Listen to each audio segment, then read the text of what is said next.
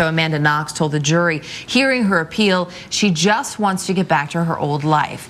As you can imagine, though, that won't be easy after 4 years in prison. Here to tell us what she can expect are Marvette Brito, president of the Brito Agency, a publicity and marketing firm, and psychiatrist John Sharp, author of The Emotional Calendar.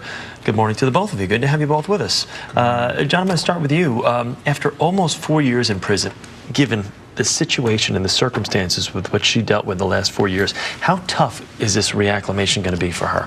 You know, it's going to be tough, Chris, but it's going to be easier than I think a lot of people might expect. We have so much resiliency in us, and following common sense and having safety and support, the right guidance, I think she'll be fine. She can put this behind her. A good friend of hers, Madison Paxton, who moved to Italy to be there by her side, has told 48 Hours that she felt really Amanda had actually she's stronger than she'd ever been. She'd almost found herself during this time in prison. Does that sound like something that could happen? If you face your problems and if you find a way to grow with them, and I think we see that in her. I watched her last statement in the Italian court, and she seemed to be more mature, more forthright, more honestly able to convey who she is. And I think we see a lot of growth, and we can expect growth in the years ahead. She can put this behind her. Yeah, Marvette, let me ask you this. She is coming back to Seattle, Washington. There will be such a rush for her to say something publicly, to sit down for that first interview. What would you recommend? Because all the talk is just returning to normal life and putting her feet in the grass and things like that. But the other side of it is the attention that this has garnered, and she is in demand, so to speak. Well, the world has changed a lot since Amanda Knox was free, and I think the most important thing for her to do is reacclimate herself to her environment, to her family, and really regain a sense of normalcy.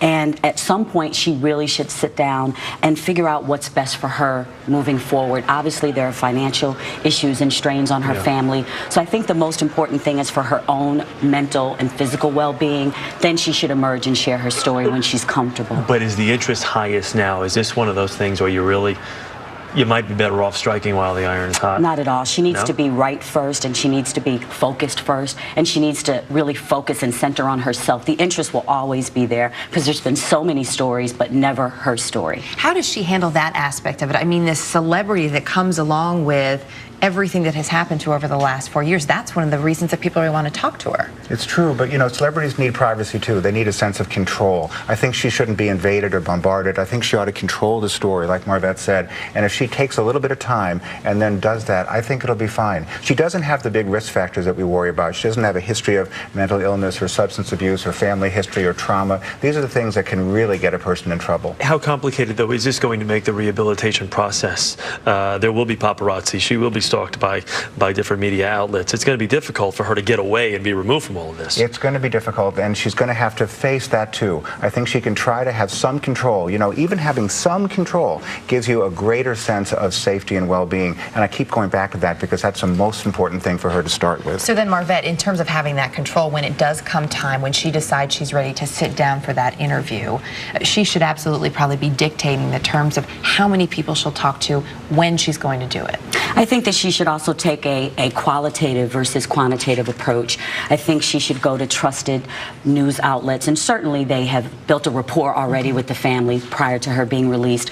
So I think we will see her emerge on her terms. We hear she's a writer. We hear she's a very good writer. So I'm sure that she's written in her journal, and she already really has a story that she wants to share. And I'm sure she'll do it with 1 or 2 outlets. And I think we'll really be sympathetic and give her space and not really hound her. You read my mind. Really, people absolutely will back off, you think? I think so. I think so. How sensitive, though, does she also have to be? Everybody wants to hear her story, but again, we always, I guess, kind of lose sight of the fact that there is the Kircher family that's involved with this as well. So it's not just about me telling my story of my 4 years in prison. There's another side of this. And I think she'll be mindful of that, because that was always a very at the center of her issue all along. But I think her telling her story is important because everyone has spoken for her. And I think it's very important, particularly with the difference in language, that she tell her story and her voice. I think she'll do it well. All right. Thank you. Great to have both of you with us this morning. Thanks very much. Thank you very much. All right. Jeff Glores at the News Desk. One more check of the headlines for us this morning, Jeff.